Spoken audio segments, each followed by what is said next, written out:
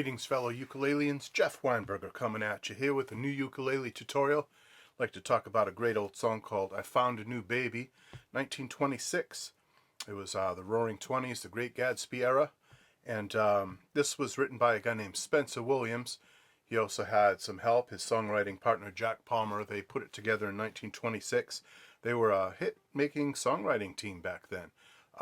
Quite a few songs. Another song you might be familiar with that Spencer Williams did is one called Tishomingo Blues, which is Prairie Home Companion used that for many years as their opening theme song. They changed the lyrics, but it in fact was a Spencer Williams composition. So it's just a great old tune. Many people have performed this over the years. Way back in 26, it was the Dixie Stompers that recorded it, Fletcher Henderson's group. And then later on, Ethel Waters, famous blues singer and jazz singer from back then, she did a great version that you can hear on the internet. Benny Goodman, his guitar player Charlie Christian, incredible jazz improviser, he did a great version of it too.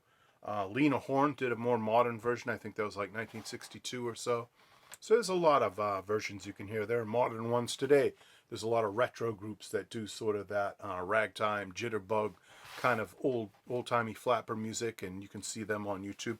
I'll put a link, of course, down below to many sources that you can listen to and watch YouTubes, sheet music, whatever you need, chord diagrams, strums. Well, we'll get all the resources to you that you need to learn the song effectively. This could be a very long video, and I could talk about so many different aspects of this tune, but what I'd like to zero in on mostly is the strum. How do you do that swingy jazz strum when you need to, when you have an up-tempo jazz tune like this, something that's kind of a piano-based ragtime tune? What do you do on the ukulele to make that happen? So we're not going to so much go over the chords, and we're not going to learn the melody, but if enough of you request that in the comment section down below, I would be glad to make a second video about the melody. That part I was playing a little bit of there. And I'll also talk about the chords if you'd like. But for now, I'm just going to talk about the rhythm of it. So there's a number of rhythms that we can do in a song like this. One of the many rhythms would be just straight quarter notes. Just going 1, 2, 3, 4, 1, 2, 3, 4. That would get you through. It's a little boring, but to make that slightly more interesting, accent the backbeat. Get your 2 and 4 a little more highlighted like this. That would work. And another thing that I'm doing besides accenting 2 and 4 is I'm hitting the closer strings first on 1, hitting the further away strings on 2, hitting the closer strings on 3, and the further away strings on 4. Known in my lingo as the boom chick strum. Very similar to what we would do on a Patsy Cline song or a Willie Nelson song. Boom chick, boom chick. It works in a lot of styles, but it especially works in this 1920s kind of music we have here. So boom chick, boom chick, boom chick, boom chick. Now that's a little bit close to what you would hear in gypsy jazz, you know, the kind of music that Django Reinhardt and Stefan Grappelli did. Manouche, a lot of people call that. So that would also work in that kind of situation. Matter of fact, I wouldn't be surprised if Django Reinhardt and his crew there recorded this song at one point or another. So yeah, there's instrumental versions of this song, there's vocal versions of this song, but that would be a great strum.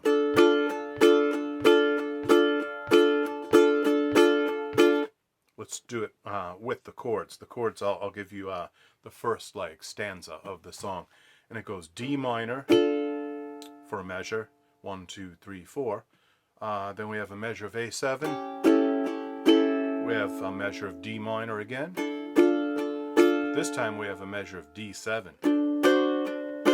Measure of G7. Measure of C7.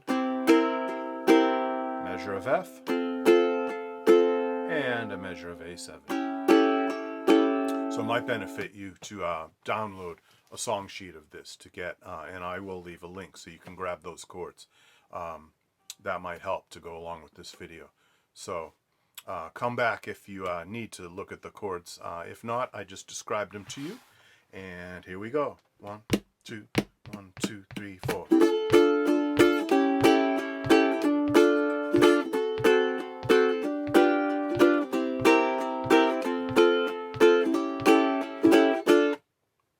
So that's the first 8 bars out of 32. It's a 32 bar form, and we just did basically 1/4 of the tune. So that would get you through. That's not a bad strum. It kind of feels good, has the right sound to it. But how do we get even more sophisticated and even more swingy? Well, that involves a couple of things, but one of those things would be throwing some up strums in there too. So instead of just boom chick, now we're thinking boom chicka, like this. Boom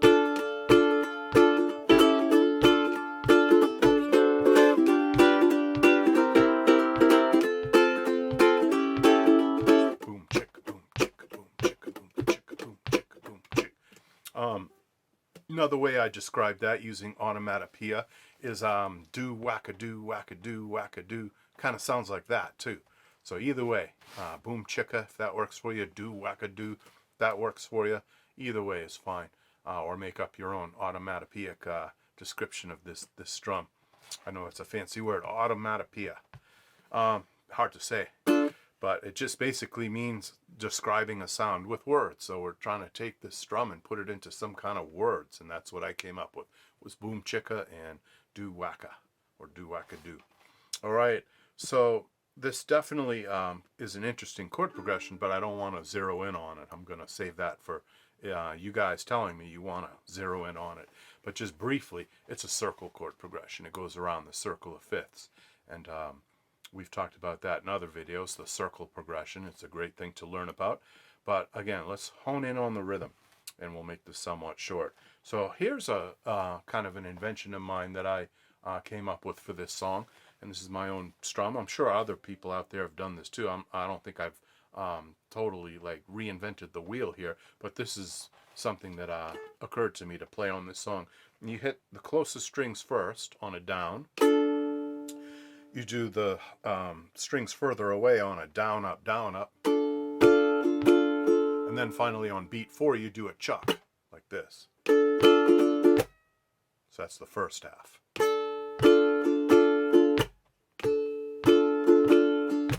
Down, down, up, chuck. Down, up, chuck.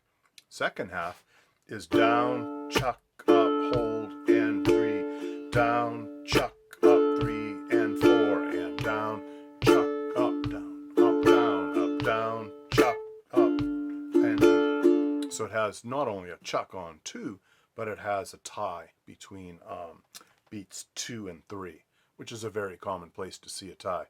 In other words, you hold the chord a little bit longer. You don't do a strum on beat 3. That might be a little complicated for you, but try it. It goes like this.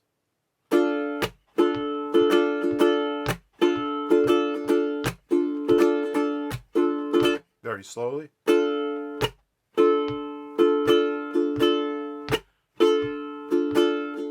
Not that different from a calypso strum. It's kind of like the calypso strum with a chuck thrown in there. So when it comes down to it, it's not too terribly hard, but don't feel bad if that's a little bit above your pay grade. That's fine. Go and have a ball with just those boom chicks or boom chickas, and that'll be perfectly okay. Don't feel bad if you have to simplify a strum.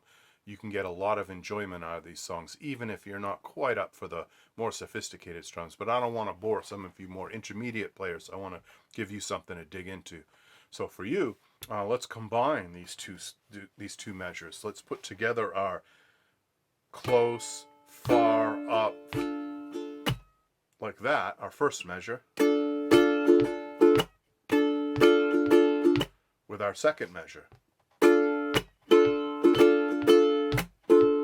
Do that all together and it comes around something like this.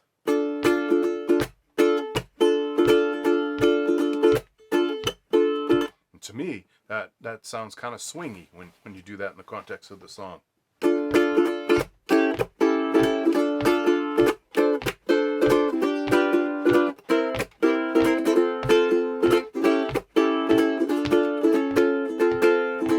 So that kind of gives it that 20s flapper kind of Great Gatsby sound. And I will write that out. I'm going to scribble that out for you on a sheet of paper, take a picture of it with my handy dandy iPhone, and upload it to Patreon, where you can access it and stare at it all you want. And I'll explain it one last time before we move on. Close strings, further away strings on a down, up, and then a chuck. So there's your first measure. Second measure is a down strum, regular down strum, a chuck, an up strum, hold it, and then do an up, down, up. So second half was, we put them together and we get.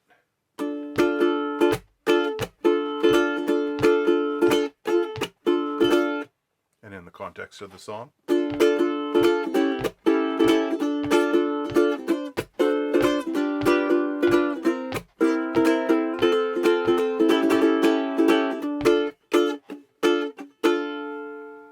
So there's my own original strum that probably isn't too terribly innovative. I'm sure we can search around the internet and find somebody else who's done that strum, but I just happen to like it. It really works for me. So that's for you intermediate folks.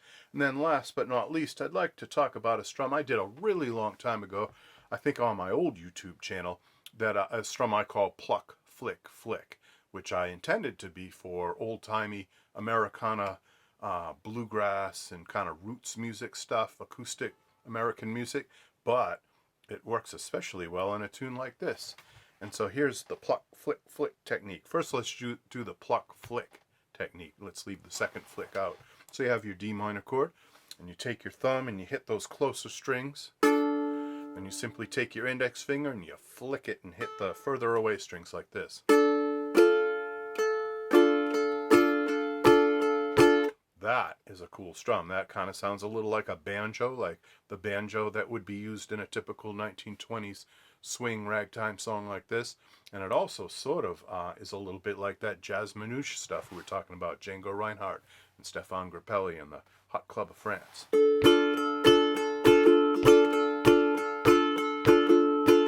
So besides just pluck, flick,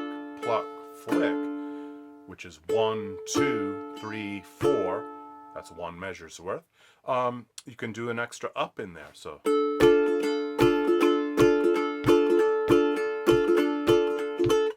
it's pluck, flick down, and then strum up with your index. Pluck with the thumb, strum down with the index, strum up with the index. Kind of related to that do, whack-a-doo, whack-a-doo, whack-a-doo strum I was talking about. So you can combine these in many different ways. You can put the flick part in on any one of the 4 beats, so it doesn't have to always be pluck, flick, pluck, flick. That might even get a little monotonous if you just went. It's okay, but I would do it just, you know, here and there. Maybe I would go like